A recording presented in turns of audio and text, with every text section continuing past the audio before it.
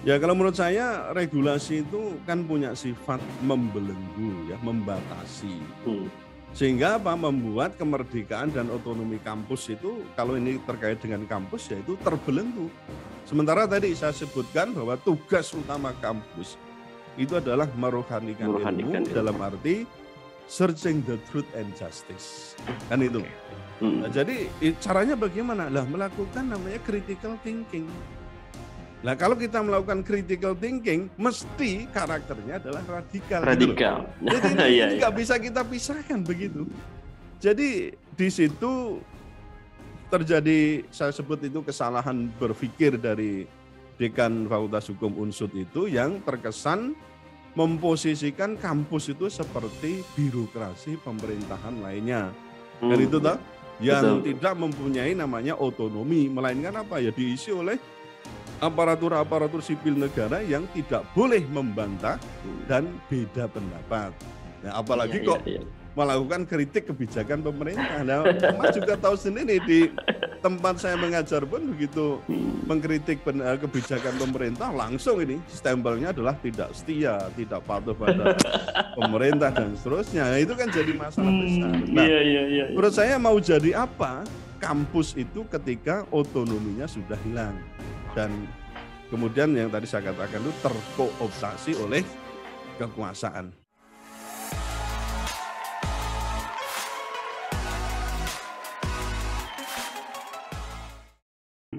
Ya, Assalamualaikum warahmatullahi wabarakatuh, Puan dan Tuan, kembali lagi di segmen Tanya Profesor di satu-satunya channel yang radikal, ramah, terdidik, dan berakal, channelnya Prof. Suteki. Dan seperti biasa, sudah hadir di samping saya Prof. Suteki di pagi hari ini. Assalamualaikum Prof. Suteki. Waalaikumsalam warahmatullahi wabarakatuh, Mas. Wah, ini kayaknya habis olahraga ini. Alhamdulillah Prof. Pagi hari ya. Iya, cukup sehat. Luar biasa ya. Prof. Suteki, ini balik lagi kita akan terus ya membahas tentang sesuatu yang erat kaitannya dengan dunia jenengan ya, dunia kampus, dan juga sebutan yang tempo lalu juga pernah disandang jenengan ya sebagai profesor radikal. Iya, betul. Iya, Prof, kemarin itu muncul satu berita dari Antara, judulnya itu akademisi sebut perlu regulasi tanggulangi radikalisme di kampus, Prof. Nah, jadi izin saya bacakan 3 paragraf dari Antara. Akademisi Universitas Jenderal Sudirman, Unsud Weda Kupita, menilai perlu adanya regulasi yang mampu menindak tegas oknum atau individu yang menyebabkan paham radikal dan terorisme di kampus. Jadi selalu diidentikan, Prof, terorisme, padahal jenengan berkali-kali bilang itu nggak ada korelasi. Iya, betul. Gitulah. Iya, betul. Saya lanjut, Prof. Beliau mengatakan karena regulasi yang sekarang sudah ada seperti yang saya sampaikan tadi itu, bahwa belum bisa memenuhi sebagai suatu standar untuk penanggulangan paham-paham radikal tadi itu. Jadi belum ada regulasinya, ujar dosen Fakultas Hukum Universitas Jenderal Sudirman di dalam siaran pers Pusat Media Damai Badan Nasional Penanggulangan Terorisme (PMD) BNPT Sabtu. Sebagai dosen hukum kayaknya jenengan juga mengenal apa enggak tuh, Prof? Iya, saya mengenal juga, tapi tidak terlalu dekat ini. Baik. Iya. Ya, terakhir ya, menurut dia hal ini terkait dengan terbatasnya ruang gerak aparat penegak hukum dalam rangka menertibkan oknum penyebar narasi radikal, terutama di lingkungan kampus. Yang ingin saya tanyakan, saya ingin membalikan pada judul yang ada ya. Judul yang ada itu kan akademisi sebut perlu regulasi tanggulangi radikalisme di kampus. Menurut jenengan, Prof, perlu nggak sih regulasi tanggulangi radikalisme di kampus itu, Prof? Ya, baik, Mas. Saya prihatin juga ya, orang kampus sendiri itu kok menyatakan hal yang demikian. Justru kan itu akan mengungkung, membelenggu dirinya sendiri. Jadi menurut saya itu tidak perlu, karena memang kampus itu kan harus radikal itu. Nah, radikalisme kampus atau radikalisme di kampus, saya beberapa kali kan mengatakan itu hanya propaganda yang sebenarnya menurut analisis saya itu tujuannya adalah untuk membungkam suara kritis sivitas akademika. Nah, Kalau ada regulasi itu justru tadi saya akan mengatakan semakin membuat kampus itu terbelenggu dan akhirnya ya menjadi istilahnya itu menara gading.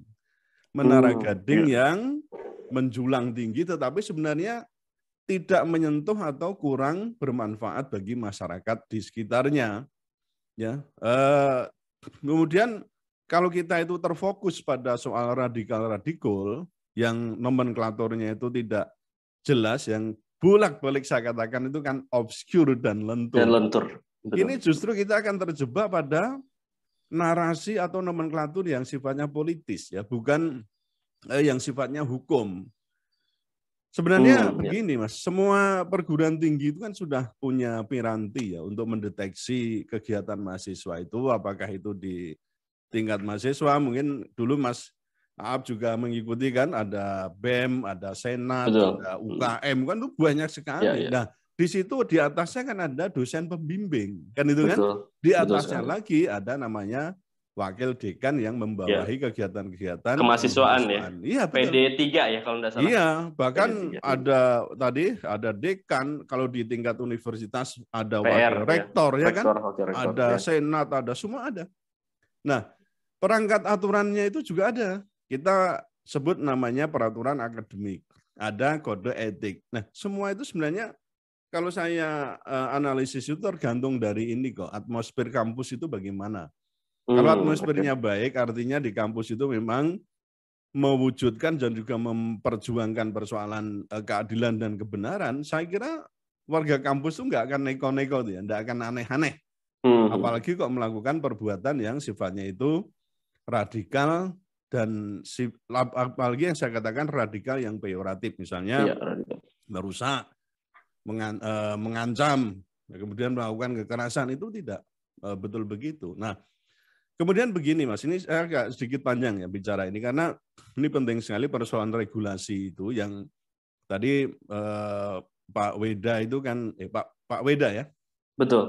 Itu mengatakan supaya perlu dibuat regulasi begitu. Regulasi, betul. Kalau misalnya ini mau dibuat regulasi juga kita harus hati-hati karena harus dipenuhi tata cara pembentukan peraturan perundang-undangan ya, sesuai dengan Undang-Undang Nomor 12 Tahun 2011. Itu tentang pembentukan peraturan perundang-undangan yang itu juga sudah diubah itu kalau nggak salah dengan Undang-Undang Nomor 15 Tahun 2019 ya. Nah, jadi formulasinya itu harus jelas ya, harus tidak ambigu, kemudian harus tidak multi interpretasi dan banyak sekali. Nah, jadi menurut saya kalau misalnya ini ya dipaksakan untuk membuat, taruhlah sebelum ada undang-undang dibuat RUU tentang radikalisme itu, ini terlalu dini ya, mengingat tidak urgen dan menurut saya memang terkesan itu diada-adakan. Dan potensi untuk menimbulkan atau memunculkan lagi namanya orde represif itu akan sangat mungkin. Karena akan bisa menggunakan undang-undang ini sebagai pengganti.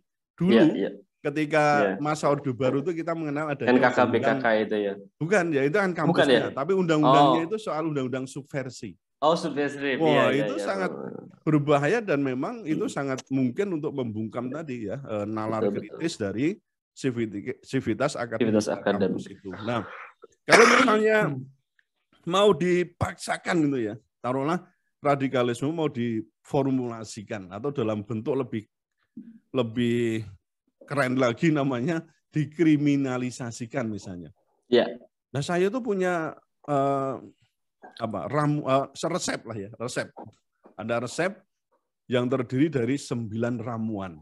Oke, apa itu Bro? Hati-hati ini. Nah, ini ada 9 ya, harus disimak. Monggo. Yang pertama, naskah akademisnya harus komprehensif. Jadi harus memenuhi aspek-aspek filosofis, yuridis, dan sosiologis. Itu harus terpenuhi. Nah, kajian ini kan sangat penting ini. Kenapa? Mengingat terdapat pro dan kontra persepsi kita tentang apa itu radikal dan juga radikalisme. Ya. Nah, kalau kajian oleh insan kampus yang netral itu juga penting, kemudian juga dilakukan lembaga yang sifatnya itu, kalau misalnya melibatkan lembaga survei ya kredibel. Jangan lembaga survei yang abal-abal itu jadi malah Repot lagi itu. Ini untuk naskah akademisnya. Lalu yang kedua, formulasi radikalisme harus jelas dan mudah dipahami. Tidak ambigu, tidak ngaret ya. Wah, itu sangat berbahaya kalau formulasinya itu sulit untuk dipahami. Lalu yang ketiga, unsur-unsur rumusan pasalnya harus tegas dan rinci. Itu yang ketiga. Yang keempat, jenis paham radikalisme harus jelas. Itu disebutkan betul, Mas. Tidak boleh. Istilahnya kalau orang Jawa itu wayuh arti tadi ya, ambigu tadi. Harus jelas. Misalnya apa yang termasuk di situ. Kalau kita ngomong soal paham yang misalnya bertentangan dengan Pancasila, itu kan ada yang jelas itu sesuai dengan TAP MPRS nomor 25 tahun 66 itu kan ada komunisme, Marxisme, dan Leninisme. Nah, kemudian kalau ada disebut paham lain, itu kan di Undang-Undang Ormas kan begitu, dan paham lain yang bertentangan dengan Pancasila misalnya, ini kalau nggak disebut, repot ini. Maka sekarang muncul itu yang namanya khilafah disebut isme, radikalisme, ya termasuk di sini. Ya, tetapi di sisi lain kan ada lagi persoalan liberalisme, kenapa tidak disebut sebagai ideologi yang bertentangan dengan Pancasila gitu loh. Nah, kalau mau fair mestinya sampai di sana, sehingga kejelasan itu tidak akan menimbulkan tindakan-tindakan yang sering saya sebut sebagai SSK itu suka-suka kami. Yang keempat, yang kelima, harus dihindari penggunaan analogi dalam menetapkan kejahatan radikalisme. Analogi itu menyamakan suatu perbuatan yang mirip-mirip sama kemudian dihukumi sama. Itu tidak sama. Nah, itu tidak boleh. Dari hukum pidana itu dilarang. Lalu yang keenam, sanksinya harus jelas dan tegas sehingga aparat hukum dan masyarakat mengenali betul ancaman yang akan diberikan ketika tindak pidana ini dilakukan. Lalu yang ketujuh, SOP penanganannya harus jelas juga, Mas. Perlu menetapkan, misalnya ini dikatakan sebagai kejahatan, itu sebagai extraordinary crime. Kenapa? Kalau ditetapkan seperti ini, akan mendorong aparat penegak hukum bertindak represif dan di luar kewajaran dari pedoman yang untuk penanganan perkara, misalnya KUHP ya, jadi Kitab Undang-Undang Hukum Acara Pidana. Lalu yang ke-9, khusus ini untuk dunia kampus harus ada pengecualiannya. Karena bila insan kampus ini tidak boleh berpikir radikal, yang saya maksudkan adalah amelioratif, maka pengetahuan itu akan mandek. Dan kampus itu nanti akan menjadi itu, kemarin kita sebut tempat pelatihan kerja seperti BLK itu. Atau balai latihan kerja.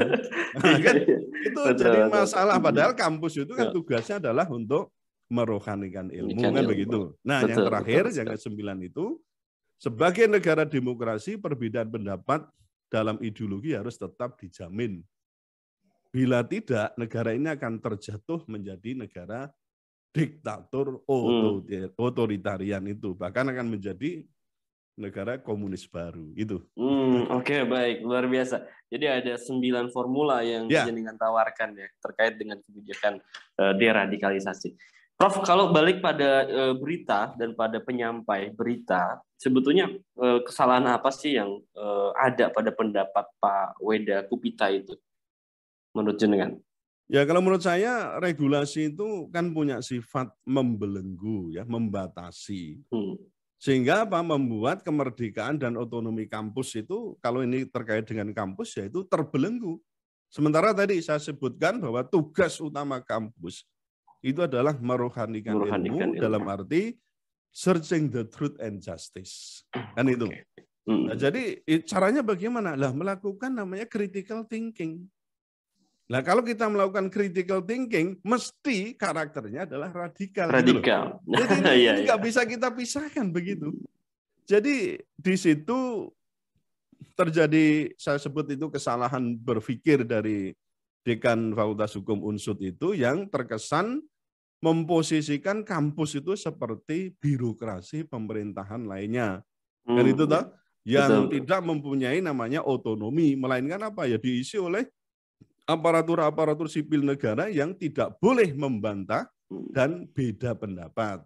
Nah, apalagi kok melakukan kritik kebijakan pemerintah. Nah, Mas juga tahu sendiri di tempat saya mengajar pun begitu mengkritik kebijakan pemerintah, langsung ini stempelnya adalah tidak setia, tidak patuh pada pemerintah dan seterusnya. Nah, itu kan jadi masalah besar. Nah, menurut saya mau jadi apa kampus itu ketika otonominya sudah hilang dan kemudian yang tadi saya katakan itu terkooptasi oleh kekuasaan.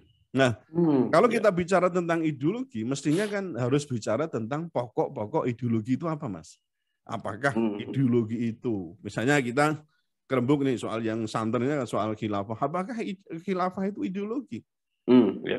Ideologi khilafah itu apa? Nah, misalnya berasal dari mana? Mungkinkah dilarang pemahamannya? Mungkinkah dilarang dakwahnya? Kalau itu adalah bagian dari ajaran Islam, kan begitu? Betul. Nah, lalu apa yang dimaksud dengan bertentangan dengan Pancasila? Bertentangan dengan sila yang mana? Kan itu kan? Betul. Apakah cukup misalnya mengatakan komunisme, marxisme, dan leninisme itu bertentangan dengan Pancasila? Bagaimana dengan tadi yang saya sebut dengan liberalisme? Itu kan bertentangan dengan Pancasila. Nah, mengapa malah dianut di negara Pancasila? Demokrasinya liberal, ekonominya liberal, budayanya liberal. Lu kok bisa? Katanya kita harus memerangi ideologi-ideologi yang bertentangan dengan Pancasila. Liberalisme jelas bertentangan dengan Pancasila. Itu kan tidak adil artinya. Kalau misalnya ngomong, wah ini yang kemarin kita larang-larang itu kan persoalan ideologi yang kiri. Ya, kiri itu artinya komunisme tadi ya, marxisme, leninisme. Nah yang kanan ya bisa dia nyebut sebagai ideologi itu kan khilafah itu. Wah khilafah itu harus ekstrim kanan atau ideologi kanan yang juga harus dilarang. Nah, khilafah itu bagian dari ajaran Islam kok. Silakan dikaji aja 4 mazhab itu ada nggak pembicaraan tentang khilafah. Nah, maka beberapa kali saya katakan yang penting di situ tidak ada kegiatan pemaksaan, kekerasan, apalagi makar kan begitu. Nah, makar itu juga nanti ada masalah tersendiri di kitab Undang-Undang Hukum Pidana. Apa yang dimaksud dengan makar? Orang konvoi itu tidak makar itu loh. Makar udah pakai senjata, kekuatan menggulingkan pemerintahan atau mungkin apa. Nah itu ada memang punya senjata, punya kekuatan, punya prajurit, ya punya pasukan. Nah itu namanya mau melakukan makar. Jadi tidak dikit-dikit itu dikaitkan dengan pasal makar, ya kacau kalau begini.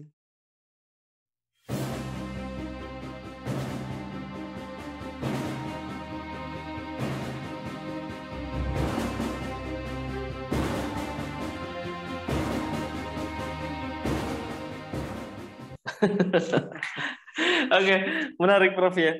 Jadi menurut jenengan sejauh mana sih narasi ini akan terus digulirkan di kampus, Prof? Radikalisme. Di mana kan pasti ya radikalisme itu muaranya itu ke kelompok ke satu agama tertentu, Prof, bukan ke agama yang lain kan, Islam. Kita ya selama narasi war on radikalisme, kemudian war on terorisme itu masih ada, ya itu tetap ada. Kalau di kelembagaan ya selama BNPT ada, selama Densus 88 ada ya narasi yang persoalan apakah radikul yang mengarah pada terorisme apa itu tetap akan terus digulirkan, itu tetap akan ada. Nanti kan orang juga berpikir loh kalau ada lembaganya, kalau nggak ada kegiatannya lalu ngurus siapa kan? Padahal kan tidak selalu harus ada, misalnya ada dokter kan tidak harus ada penyakit. Betul nggak? Ada polisi nggak harus ada kejahatan. Karena sifatnya itu bisa preventif kan itu kan Mas, preventif tidak harus sifatnya itu represi. Tapi kalau bicara tentang narasi ini ya selama isu tadi saya katakan war on radikalisme, war on terorisme itu terus digulirkan, itu akan terus ya ada, dan memang radikal itu akan mengarah pada terkesan itu diarahkan dan juga terkesan ada narasi yang mengarah pada terorisme. Padahal kan orang-orang yang disematkan radikal ya, taruhlah saya ini kan tidak ada namanya potensi, atau saya tidak ingin juga, saya katakan di sini tidak mau dan tidak setuju dengan terorisme itu. Nah, jadi narasi ini akan terus bergulir hingga mendapatkan format baru untuk benar-benar bisa memberangus tadi suara-suara yang dikatakan berseberangan kan gitu toh, suara-suara yang intinya itu tidak setuju dengan kebijakan-kebijakan pemerintah itu akan mengarah ke sana. Orang-orang itu akan disematkan dengan istilah radikal-radikal itu. Nah, sementara kita tahu ya sejak negara ini berdiri kan perubahan-perubahan besar itu berawal dari kampus, Mas. Betul kan? Betul sekali. Ya, Betul. jadi maka hasil akhir berupa regulasi yang bertujuan untuk membungkam kebebasan untuk berserikat, berkumpul, menyatakan pendapat baik secara lisan maupun tulisan itu harus terus kita lawan itu. Jadi ini sangat berbahaya kalau sampai misalnya narasi ini terus digulirkan, sementara ada lembaga yang mestinya bisa menyatakan ya bersuara, Mas. Siapa? Ya. MUI. Ya, Majelis Ulama Indonesia harus bicara, harus speak up di sini supaya apa? Narasi untuk mengatur yang kalau nanti tidak diformulasi dengan baik itu justru akan menghantam atau mungkin bahkan ya mempersekusi ajaran-ajaran Islam, mempersekusi maksud saya, mempersekusi ajaran-ajaran Islam itu. Apakah itu khilafah atau mungkin soal jihad atau mungkin soal apa, itu akan kemudian bisa dilarang, Mas. Hari ini boleh jadi persoalan khilafah itu akan dikriminalisasikan. Nanti berikutnya apa? Soal jihad. Kemudian terus apa? Kemudian akan dilarang dakwah secara terbuka. Terus apa lagi? Akan dilarang sholat jamaah. Itu bisa jadi. Kalau ini tidak kita speak up. Kalau tidak speak up, terutama MUI, jangan diam. Ketika ajaran Islam itu akan dikriminalisasikan. Gitu, Mas. Oke, baik. Menarik ya. Prof, terakhir Prof dari saya, Prof. Dari isu radikalisme yang terus digoreng ini, sebetulnya siapa pihak-pihak yang benar-benar dirugikan atau yang benar-benar tercoreng gitu? Ya, secara umum radikalisme di negeri ini kan selalu dan saya katakan cenderung menyasar umat Islam. Maka yang akan banyak tercoreng siapa? Kalau ini bicara tentang kampus, ya sivitas akademika Muslim. Apakah itu mahasiswa, dosen, atau karyawan. Nah, stigma buruk itu kan mudah sekali akan disematkan pada siapapun Muslim yang istiqomah terhadap ajaran Islam. Mungkin akan disematkan radikal, fundamentalis, ya kan? Ekstremis, inilah bibit teroris. Jadi itu akan mudah sekali untuk, saya mendapat cerita khusus dari teman saya dosen di UI juga demikian, kok ada narasi-narasi yang orang yang sebenarnya itu ingin menjalankan syariat Islam saja. Kajian, kemudian juga malah ada yang biasanya ada sholat bersama, sholat tahajud atau apa. Itu yang melakukan ini malah katanya ini saya mendengar sendiri dari beliaunya itu, distempeli dengan, wah ini loh, ini orang-orang radikal. Akhirnya kegiatan-kegiatan itu berhenti itu, Mas. Karena takut untuk disematkan dia adalah orang radikal dan harus diperangi begitu. Betul. Nah, jadi sebenarnya yang akan tercoreng itu ya sivitas akademika Muslim itu. Nah, ketika isu radikalisme itu terus digoreng, itu boleh jadi juga warga kampus itu nanti lama-lama akan jengah. Dan boleh jadi ya kan terjadi perlawanan karena itu ada disobedience. Kalau kita lihat ini ya perkembangan bagaimana orang itu kemudian melakukan perlawanan itu karena apa ya, melihat itu banyak sekali ketidakadilan yang dipertontonkan begitu.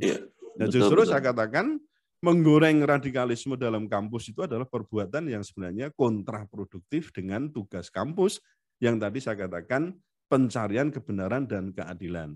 Lalu berikutnya pemerintah pun itu juga akan tercoreng, Mas. Karena apa? Menurut saya ini pemerintah gagal mendeteksi apa sebenarnya induk dari kacau balaunya pemerintahan dan negara. Apa sebenarnya persoalan utama negara ini? Kan begitu. Apa yang sebenarnya menghancurkan lini-lini kehidupan kita ini? Apakah radikal-radikal itu? Nah, kita harus melakukan, kalau insan kampus, lakukan dong penelitian. Ya kan, begitu kan? Kerusakan apa yang sudah dibuat oleh orang-orang yang dituduh pemerintah sebagai radikalis? Apakah korupsi? Apakah terorisme? Kapan melakukan? Apakah melakukan separatisme? Ayo mana? Menghancurkan kehidupan bangsa dan negara ini di mana? Bahkan ini sudah dibuktikan peneliti LIPI yang bernama Prof. Siti Zuhro itu kan, bahwa masalah utama negeri ini bukan radikalisme, melainkan apa?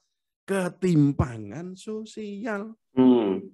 Belum lagi kalau kita lihat misalnya ada peneliti Institut Studi Asia Tenggara dan Karibia Kerajaan Belanda, itu namanya Ward Berenschot, yang mempertanyakan definisi radikalisme yang digunakan pemerintah Indonesia itu. Jadi maksudnya, lu kok bisa definisi radikalisme itu digunakan oleh pemerintah itu identik dengan orang-orang yang berseberangan atau berbeda pendapat dengan pemerintah. Itu kan dikatakan, wah radikal dan seterusnya. Kemudian dilabeli yang paling jahat itu dilabeli anti Pancasila. Oke. Nah, Anda harus tahu ini Mas, ketika orang itu sudah disematkan anti Pancasila, maka akan sulit sekali untuk berkelit. Karena apa? Itu prinsipnya kan, aku Pancasila. Jadi siapa saja orang yang menentang aku, maka itu melawan atau anti Pancasila. Nah ini kan berbahaya begitu. Betul, Prof. Luar biasa, ya. Cukup pelik ya kalau kemudian narasi radikalisme di kampus ini dibiarkan ya, Prof ya. Iya, terutama kalau mau diarahkan ke regulasi itu, waduh ini justru tadi saya katakan kontraproduktif dengan tugas perguruan tinggi itu untuk meruhanikan ilmu. Karena memang perguruan tinggi itu harus radikal.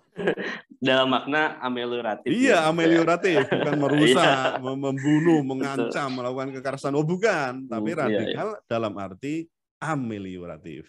Oke, baik. Luar biasa. Cukup lugas dan juga jelas, Prof ya. Baik, Prof Suteki, terima kasih ya. Terima kasih juga pada Puan dan Tuan semua yang sudah menonton sampai di sesi pertanyaan keempat.